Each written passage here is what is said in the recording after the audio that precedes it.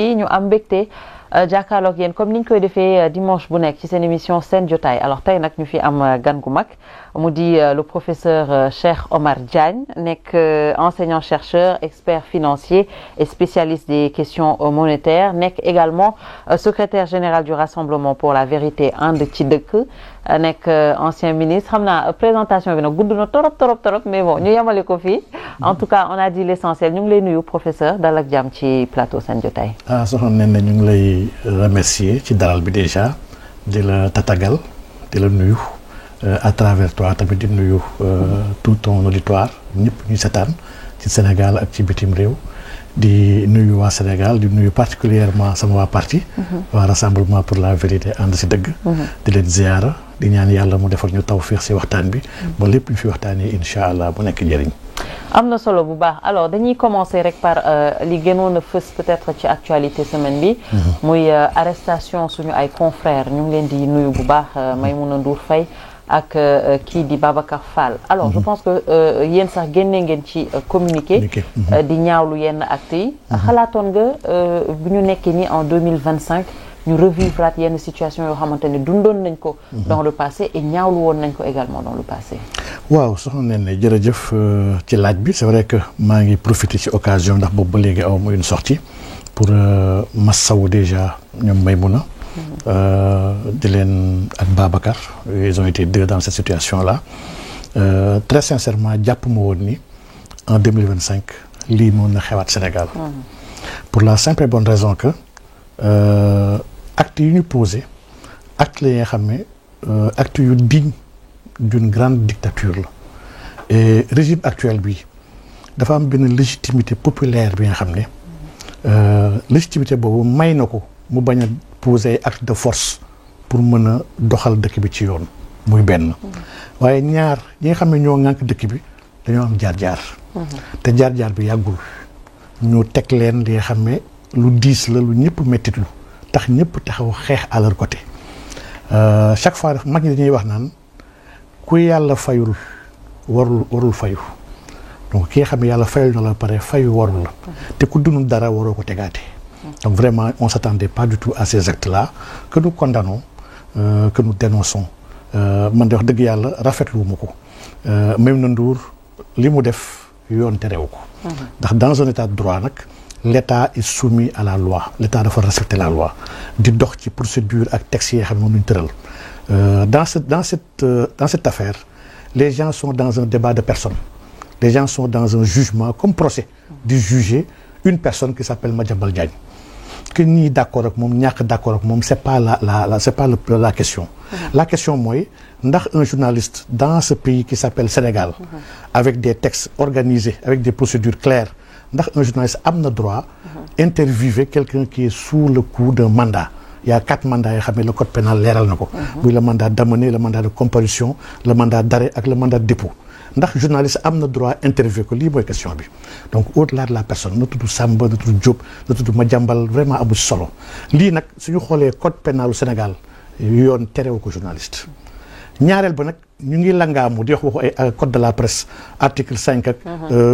dossier d'instruction. c'est vrai que article 5 bi indi nañ ko lu bëri Madiambal dañ ko jàppul sax mu nekk ci instruction nekkul ci instruction et que article boobu sax waxu ki ñu jàpp le journaliste dafa wax ne kat ñi nga xam ne ci biir benn affaire dañ leen sollicité moo xam ay fonctionnaires lañu moo xam ay médecins wala corps bu ñu mën ci doon ñu laaj leen seen xam-xam ci benn situation ñooñu war ñu génn di divulguer le secret de l'instruction parce que ils ont participé à faire éclore la vérité donc jaxase xel gi man jàpp naa ne Sénégal tolluwul foofu donc vraiment li am du yoon interview Madiambal du délit léegi nag il y avait d'autres voies et moyens de faire li ñu bëgg a def sans pour autant andi ay takk der menotté ay journalistes yóbbu leen garde à vue justement tuumaal leen ndax li ñuy wax sax dafay wàññi dayoo Sénégal foofu sax lañ doon am ñu soutenir ne que peut-être parce que c'est vrai que c'est pas du débat de personne mais peut-être que Madiambal soxla woon na aujourd'hui ay éléments yu mu teg ci table bi montrer ne que effectivement moom politique peut-être moom moo tax ñu bëgg ko teg loxo alors ñu jàpp ne que peut-être l'État a été dafa nekk ci réaction de trop en fait que l'État n'a pas été stratège par rapport à ce dossier parce que mënoon nañ peut-être éviter comme vous l'avez dit man dama jàpp ni dans cette affaire-là l'État est le grand perdant Madiambal a fait la une dans ce pays man mosuma toog seetaan émission Madiambal def mais pour une seule fois ba ñu neen ko interdire ba jàpp ay nit dama dem dugg YouTube pour xool Madiambal lan la wax comme beaucoup de gens ont regardé Madiambal li mu wax am naag amul loolu beneen débat la mais en tout cas seetaan nañ ko on a parlé de lui et Madiambal détient maintenant des éléments yoo xam ne qu'il peut faire prévaloir en France pour dire que voilà waa dëkk bee lañ may waajal donc c'est l'État qui a été trop réactif et lii excès de zèle la man jàpp naa ne wax dëgg yàlla État Sénégal xaaruñu ko woon fii nit ki wax ku wax am responsabilité bàyyi ko mu wax même bu waxee li nga xam ne yoon da koo tere topp ko ci li mu wax mais tey doo wax Sénégal kenn war la tàllal micro di soxna ne c'est pas normal képp ku ànd ak dëgg nag war naa wax dëgg te yàlla tax ndax gis nga Yonent bi sallallahu alayhi wasallam waxoon na ne saakitu anil xaq mu ne kooku seytaanun axras mu ne ki nga xam ne dëgg jot na ñu war koo wax nga toog noppi ko yow ak seytaane bu lu yéen a yem ñun nag yàlla war nañu dimbali suñu bopp bañ a bokk ci xeetu seytaane yooyu saa yu dëgg taxawee mu nekk pour ñun wala contre ñun ñuy wax ko te yàlla rek tax donc vraiment mbiru Madiambal bi teguwul ci dara Madiambal nag wax na wax yu bëri yoo xam ne nag ça relance un autre débat ndax vraiment am na lu bëri lu mu wax li nga xam ne man du ma ko dëggal waaye du ma ko dàq ndax yàlla daf ñu laaj nañu saa yu mbir dikkee leeru leen ko aujourd'hui man dama gëm ni sax État Sénégal amoon na devoir def communiqué donc waroon nañu toog waxtaan leeral ndax tudd nañ ci lu kéemaane li nga xam ne daal. il a même parlé des questions sécuritaires. waaw donc loolu vraiment c'est important aujourd'hui à tort ou à raison. il a dit la vérité ou pas. ñun xamuñu ci dara. mais waroon nañu def comme vous l'avez dit. et je pense que je ne sais pas yow naka nga koy analyser. pour leeral un peu citoyens yi par rapport ak seen compréhension. à devoir la man dama jàpp ne daal aujourd'hui il a balancé beaucoup de choses. man du ma nekk ci jugement de valeur comme beaucoup de gens. yaa dañoo jël nit étiqueté ko ne kii du waxatu dëgg wala kii waxatu dëgg la man damay déglu ñëpp man côté boobu sax ne yàlla dafa ma dimbali may ma xurriya man dama am indépendance kenn du ma digtal kan laa war a déglu ak kan laa warul déglu kan laa war a xool ak kan laa warul xool te wax yi ñëpp dafa jar a déglu te ciy jàng. ci nga alxuraan bi yàlla wàccee ñu war koo jëfandikoo même waxi iblis yàlla jotal nañu ko.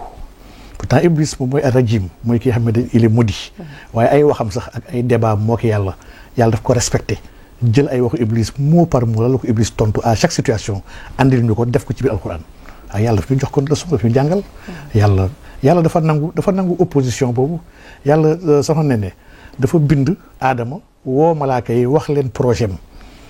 waxul ni man maay yàlla lu ma neex lay def dafa ne dama projet mooy damay bind mbindeef mooy nekk sama xalif am ay malaaka yu jug ne ko borom bi yow moom li nga bëgg def nii baa kooku du yàq ci kaw suuf mu leen déedéet du ko yàq xam naa loo leen xamul mais yàlla il n'a pas pu ne la moo tax d'accord leen ak man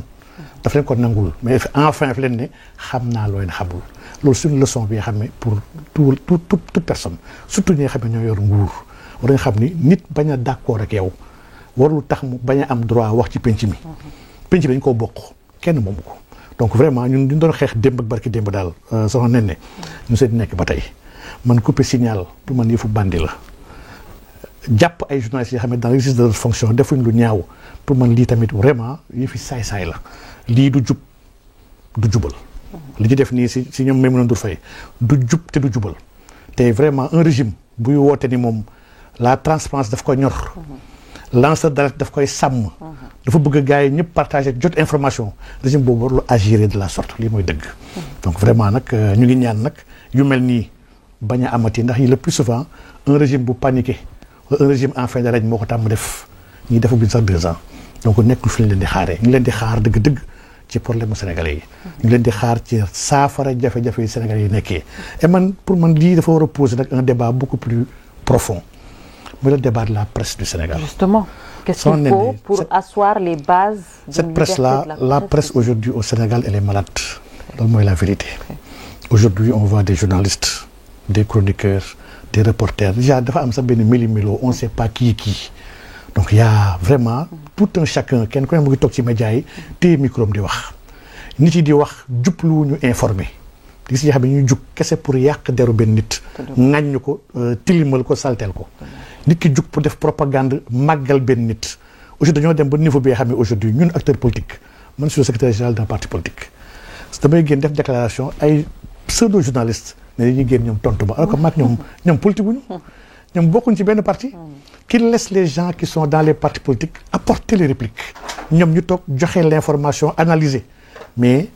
ils sont devenus des acteurs à part entière et loolu dafay biaiser même notre droit à l'information donc aujourd'hui presse bi wax dëgg yàlla li yoon c'est un appel que je lance à kuréel yi nga xam ne ñoo seq presse bi damay rappeler toujours qu'une presse ne peut pas être partisane une presse tamit ne peut pas être adversaire d'un régime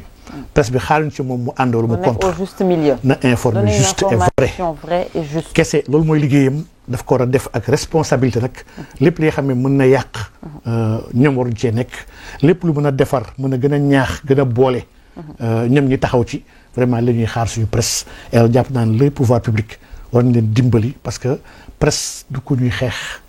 mënoo taxaw damay xeex la presse presse dañ ko soxla ñëpp ko soxla dañ ko ittewoo sax pour yar xale yi ndax l'éducation du école kese suñu médias yi sañ bokk comme ni ci mbedd bi bokkee donc man la presse dama gëm ni c'est un pouvoir très important bi nga xam ne suñ ko jëlee orienté ko jox ko yoon bi mu war a jaar même les objectifs de l'État moom moo koy dimbali pour mu mën koo atteindre. xoolaat aussi le modèle économique de la presse. surtout c'est très important. man dama jëm ni loolu foofu nag feebar bi bëri na foofu. ndax y a beaucoup de modèles yoo xam ne viable. loolu yóbbee na gars yi ci naka si dul noonu daal. ci jéem a naxasaale pour am dara. il faut ñu may leen ñu am une pleine autonomie. Effectivement. Il faut vraiment des outils d'accompagnement yoo xam ne et loolu ça a été pensé les presses xalaat nañ ci ñoom. ba joxe seen xalaat ñun lii suñ ko defee ñu dimbali man dama gëm ni du question maye du question compalaate comme li fi nekkoon question accompagner ci la parce que c'est des business yi nga xam ne qui sont là mais ay business yu particulier lañ il faut accompagner may leen les leviers de leur indépendance et de leur souveraineté afin qu'ils puissent faire correctement le travail loolu jàpp naa ne état bu responsable loolu itteem la war a nekk. En tout cas c'est important pour ñun ñi ñëpp acteurs de la presse ñu dem ci mesures yooyu la parce que loolu rek moom moo mën a tax aujourd'hui qu'on puisse se faire respecter par rapport ak certaines choses wa bañ a dugg également ci yenn dérives yi et puis mu ngi noonu en tout cas c'était mot boobu en tout cas actualité bi par rapport ak ñoom Maïmouna Ndour Faye et Babacar Fall ñu ngi leen di mastaw encore une fois mais bon on espère que les choses vont changer en tout cas on l'espère dañuy dugg ci beneen actualité muy loi de finances pour 2026 coow bi bëri na commencé nañu wax ne que ça va être très compliqué par rapport ak fu ñuy jëm mais ban lecture globalement ngay def ci boobu les lois de finances les priorités peut-être ak qu'est-ce qu'il faut que ñu prioriser pour sortir peut-être les Sénégalais ci peut-être waaw soxna Néné man dama jàpp ni ñun on a raté déjà le coche maanaam bii mooy la deuxième loi de finances initiale bi nga xam ne le régime suñu régime moo ko defar loi bi nag soo ko xool